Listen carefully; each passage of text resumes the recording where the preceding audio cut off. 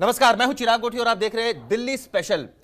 आज सबसे बड़ी बात करते हैं कोरोना की। इस वक्त 24 घंटे के आंकड़े हमारे पास आ गए हैं। 13,000 से ज्यादा नए मामले सामने आए हैं। 81 लोगों की मौत हुई है राजधानी में। पिछले 24 घंटे का आंकड़ा सामने आया है, यानी साफ है कोरोना बेकाबू है।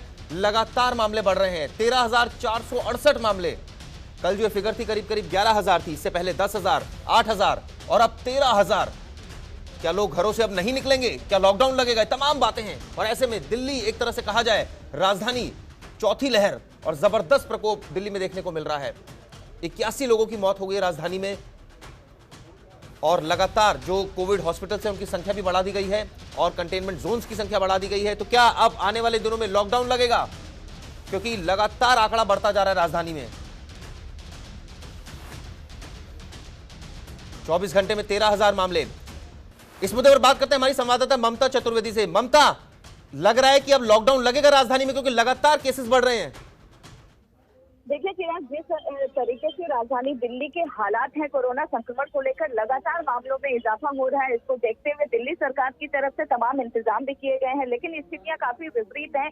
अगर ऐसे ही बढ़ता रहा तो मुमकिन है कि दिल्ली सरकार को लॉकडाउन का सामना करना पड़ सकता है, लॉकडाउन लगाना पड़ सकता है। हालांकि इससे पहले दिल्ली के मुख्यमंत्री अरविंद केजरीवाल ये कह चुके हैं कि लॉकडाउन लगाना किसी भी समस्या का हल नहीं है। लिहाजा दिल्ली सरकार नहीं चाहती है कि दिल्ली में लॉकडाउन लगाना पड़े, क्योंकि लॉकडाउन में स्थितियां किस तरीके से होती हैं देश की जनता ने सामना किया हुआ है। ऐसे में दिल्ली सरकार नहीं चाहती है, लेकिन संक्रमण की अगर बात करें तो संक्रमण में लगातार इजाफा हो रहा है। ऐसे में मुमकिन है कि दिल्ली सरकार को कड़े डिसीजन लेने पड़ सकते हैं। हालांकि इसको देखते हुए फिलहाल दिल्ली सरकार की तरफ से दिल्ली में 14 प्राइवेट अस्पतालों को पूर्ण रूप से कोरोना अस्पताल घोषित कर दिया गया है। 4 सरकारी अस्पतालों को पूरे तौर पर कोरोना अस्पताल में तब्दील कर दिया गया है। यानी कि दिल्ली सरकार की तरफ से वो तमाम इंतजाम किए जा रहे हैं जिससे दिल्ली के जो लोग हैं वो कोरोना संक्रमण से बच सकें। ऐसी स्थिति में जब लगातार केसेस बढ़ रहे हैं तो ऐसी स्थिति में क्या लॉकडाउन ही एक तरह से कहा जाए कारगर उपाय साबित होगा? क्योंकि खुद मुख्यमंत्री कह चुके हैं कि लॉकडाउन से बहुत ज्यादा फर्क पड़ने वाला है नहीं,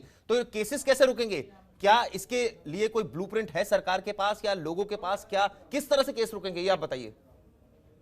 जी बिल्कुल, देखिए दिल्ली सरकार पहले भी कह चुकी है कि लॉकडाउन लगाना समस्या का समाधान है नहीं, लिहाजा सरकार नहीं चाहती है। लेकिन लोगों से ये अपील भी लगातार दिल्ली सरकार कर रही है कि लोग जो है कोरोना संक्रमण रोकने के जो दिशा निर्देश केंद्र सरकार की तरफ से जारी किए गए थे उसका फॉलो करना चाहिए, उसका पालन करना चाहिए। लेकिन आप भी दिल्ली की सड़कों पर जब निकलते हैं तो आप देखते होंगे कि किस तरीके से दिल्ली के लोग बेपरवाह होकर सड़क पर घूम रहे हैं, काम करने जाते हैं, कोई सोशल आपने डिस्टेंसिंग सही जानकारी दे रहे हैं कि दिल्ली के क्या लोग बेपरवाह है। बिल्कुल ये स्थिति देखने को मिल रही है।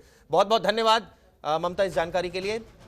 लगातार केसेस बढ़ रहे हैं, जैसे खुद हमारी संवाददाता ममता भी बता रही थी। 81 लोगों की मौत हो गई। 13,000 से ज्यादा केसेस। दिल्ली में हालात बेकाबू होते हुए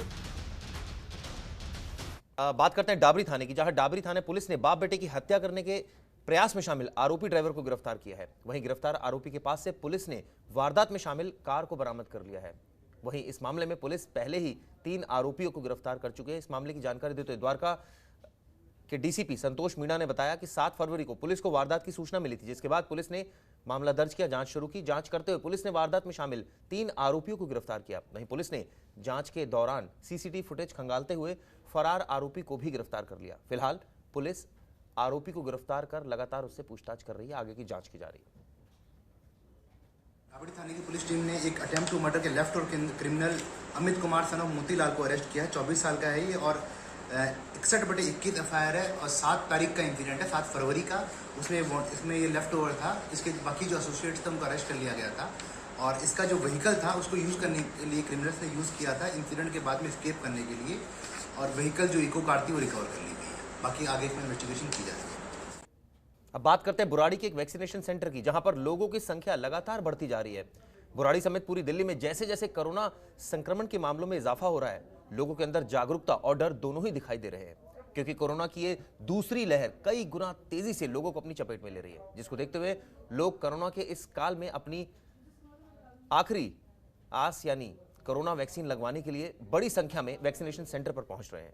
वैक्सीनेशन करवाने वाले लोगों की संख्या लगातार बढ़ रही है और ऐसे में कहा जा सकता है कि ये एक अच्छी कवायद है। ज़्यादा से ज़्यादा लोग को कोरोना वैक्सीन लगनी चाहिए और सरकार भी ये प्रयास कर रही है लगातार, यानी कि वैक्सीनेशन सेंटर में जो संख्या बढ़ रही है, ये एक तरह से कहा जाए अवेयरनेस भी है, और ये इससे ये भी साफ हो रहा है कि लोग जागरूक हैं और लोग इस तरह के वैक्सीनेशन सेंटर्स पर पहुंच रहे हैं।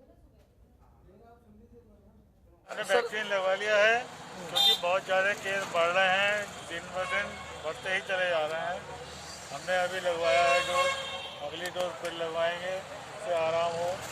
कोविड-19 बहुत ज़्यादा फैलता जा रहा है, तो क्या कहेंगे बाकी लोगों को भी लगवाने सभी चाहिए? लोगों को हम सजेस्ट करेंगे कि सभी लोग ज़्यादातर लगवाएं वैक्सीन, जिससे कि ये बीमारी का खात्मा हो सके। बीमारी तभी जाएगी जब वैक्सीन लग जाएगी। खबरों के निष्पक्ष विश्लेषण के लिए सब्सक्राइब करें Janatantra TV and press the bell icon. Never miss any update.